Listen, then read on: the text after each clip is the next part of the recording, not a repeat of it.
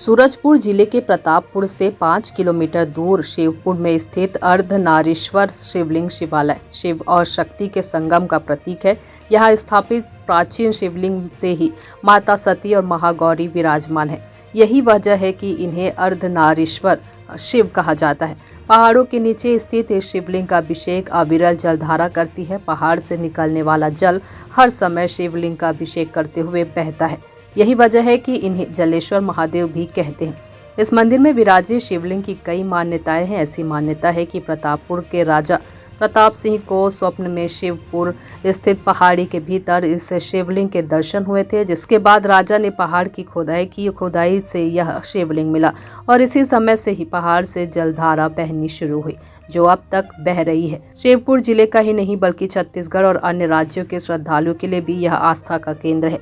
यहाँ श्रद्धालु अंबिकापुर के शंकर घाट और सारासौ से जल उठाकर लगभग 45 किलोमीटर की दूरी तय कर शिवपुर में जलाभिषेक करते हैं। यहाँ उत्तर प्रदेश, बिहार, झारखंड और मध्य प्रदेश से श्रद्धालु आते हैं और बाबा भोलेनाथ पर जलाभिषेक करके अपनी मन मांगी मुराद पूरी करते हैं।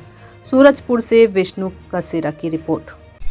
हम लोग यहाँ लोकल ही प्रतापपुर के अपन है और यहाँ तो अब हम बचपन से ही आ रहे हैं। देखिए, और ये बहुत प्राचीन है, बहुत ही ऐतिहासिक जगह है ये चीज़। और यहाँ तो जो भी आता है, मतलब काफ़ी दूर दूर से लोग आते हैं, काफ़ी मनोकामना अपना अपना लेके आते हैं और लगभग सभी का मनोकामना पूर्ण होता है यहाँ।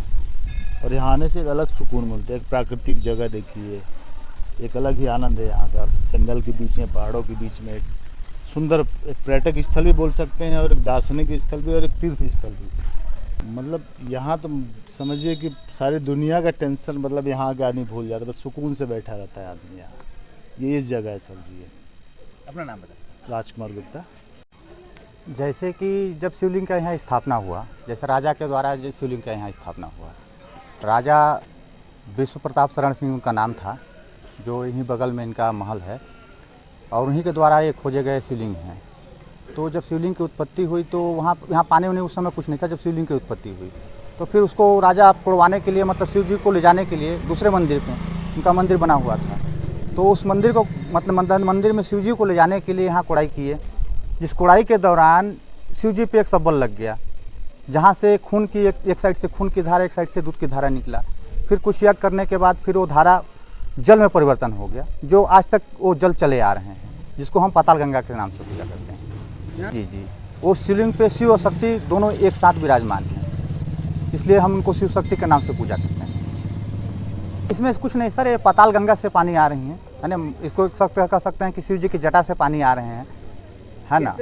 ऐसा कुछ नहीं है कि मतलब धारा मतलब हो जाता है। बरसात में थोड़ा सा धारा तेज हो जाता है, पर सूखता कभी नहीं है गर्मी में। और दूसरी बात है कि बरसात में सभी पानी मटमैला हो जाते हैं। हमारे यहाँ के जो शिव जी की जो पानी है, यहाँ के जो पाताल गंगा है, ये कभी मटमैला नहीं होते हैं, ये स्वच्छ रहते हैं। अजय गिरी, ये शिवपुर ठाकुरबाड़ी के पुजारी। बहुत अच्छा है और यहाँ अपन कंटिन्यू आते हैं, मतलब पूरी साल आते हैं। सावन तो आते ही हैं और सावन में बड़ा भव्य यहाँ और हो जाता है। जैसे अभी सावन का फर्स्ट दिन है, आने वाला समय में अभी 5 से 7 दिन में और भव्य हो जाएगा। कुछ कांवरिया आने लगेंगे, जल चढ़ेगा और भव्य लगेगा। और यहाँ आने की जो अनुभूति है, जो आने का जो आनंद है यहाँ का, जो अच्छा लगता है, वो बहुत ही अच्छा है। अभी तो पूरा सावन बचा है। हाँ, अभी तो पूरा आज फर्स्ट दिन है, अभी पूरा सावन बचा हुआ है। अपना नाम बताएं। राजकुमार रजक।